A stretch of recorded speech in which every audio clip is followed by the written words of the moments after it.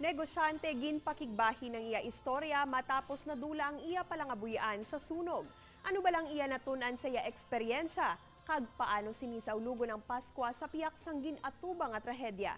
Ining itutukan ni Zen Kilantang. Health is wealth. Ini nga hulubaton ang masami nga mabatian sa mga tao, apang ano bala ang madalong nga kahulugan sini. Para sa isa ka tawo nga may balatian, nadulaan sa mga propiedad o kunjutayan lang nga mapatay. Isa ang 57 anyos nga si Gloria Hotes sa mga nasunugan sa barangay San Pedro Molo sa nagligad nga bulan. Suno sa iya, halos hindi sini mabaton ang mapait nga na eksperyensya. Tanan nga ginpangabudlayan, nadula sa isa ka pisok. Lakip sa nasunog ang napundar sini nga gamay nga negosyo, mga alahas kag sinuptan nga kwarta.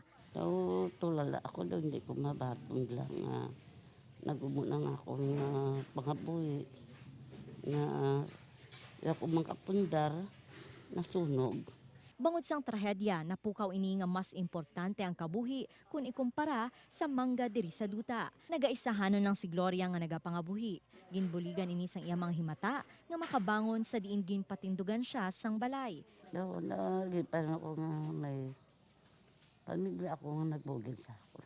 Apisar sang iya inagyan, nagapasalamat ini sa gihapon sa makaako nga ginhatagan ini sang ikaduha nga kabuhi. Para kay Gloria, ini ang dapat hatagan sang igtalupangod. Agod iya masaulog ang Pasko nga mas mangin makahulugan.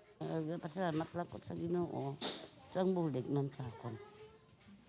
Sang pamilya ko, ang mga tao sa Manila, mga bulig nila sa ako. Upod kay Romel Porquia, Zen Kilantang, One Western Visayas.